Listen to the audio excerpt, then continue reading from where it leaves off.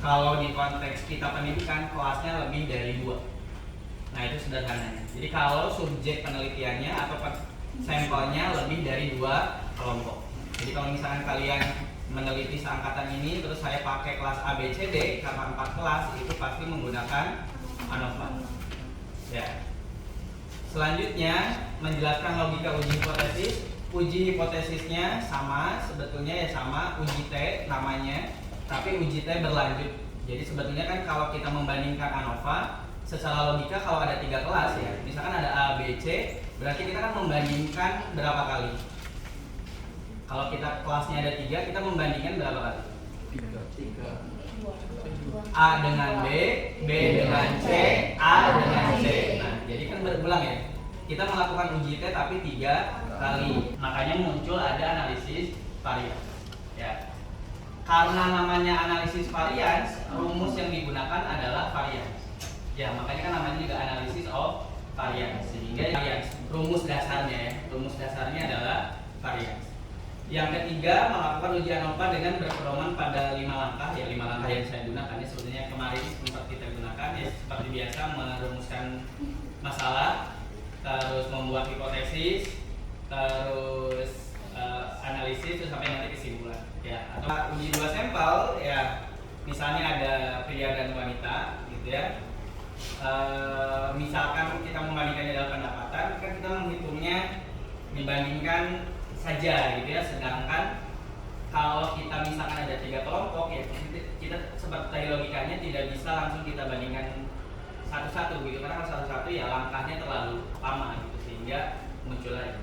Jadi ketika ada pertanyaan rumusan masalahnya, apakah pria memiliki pendapatan yang lebih banyak, ini kan jelas adalah pertanyaan bukan ANOVA. Ini kan cuma uji T biasa ya, karena ada kelompok laki-laki dan kelompok perempuan. Sedangkan gimana Pak kalau yang ANOVA gitu ya? Kalau yang ANOVA ya kita misalkan menghadirkan yang lebih gitu ya. Nah, ini contohnya gitu ya, contoh di dalam konteks yang lain.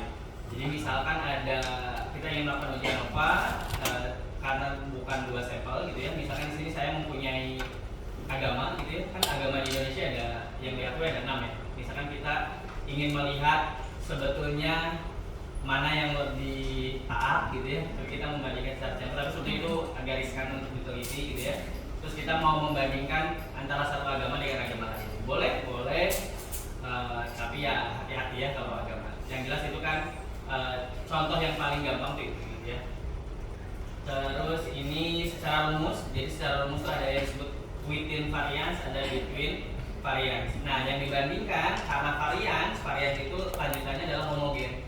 Kita tidak bisa membandingkan 3 kelompok kalau misalkan salah satu kelompoknya tidak homogen. Jadi yang paling penting dari ANOVA justru bukan normalitasnya dulu, tapi homogenitasnya dulu. Karena kan mencari yang homogen dari sekian kelompok lebih susah ya dibandingkan normal. Misalkan kita tadi punya 3 kelompok, kalau 2 kelompok kan kita ngebandinginnya tadi ya, oh ini sama ini mungkin mirip gitu ya, sudah kita bandingkan.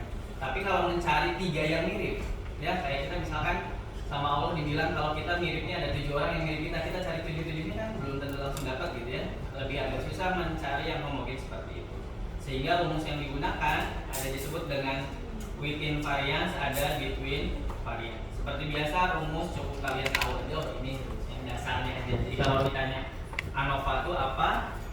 Ya analisis varian yang menggunakan rumus homogenitas gitu ya. Nah, ini bedanya dengan yang lain. Jadi ketika kita menggunakan ANOVA, kita ketika menulis hipotesis nolnya cukup seperti ini. Karena kan misalkan tadi ada 3 kelompok ya. Misalkan saya mau meneliti, saya ada kayak basis masalah PBL kan berarti ya. Kedua adalah pembelajaran berbasis proyek, berarti PJBL. Dan yang ketiga adalah pembelajaran inquiry. Berarti kan 3 kelas kita bandingkan. Ini analisis yang menggunakan ANOVA. Ya. Nah, kalau ada 3 kelompok seperti ini, berarti ada 3 kelas ya, 3 kelas. 3 kelasnya dengan berbeda. Boleh? Boleh. Kan tidak apa-apa. Ada yang sanggup? Ya sejauh ini belum ada. Tapi kalau kalian mau mencoba, kan nggak apa-apa ya. Kan ditanya nanti nggak akan ditanya apa istimewanya atau keunggulan penelitian kamu, jelas ya. Yang di PBSD yang pakai ini sampai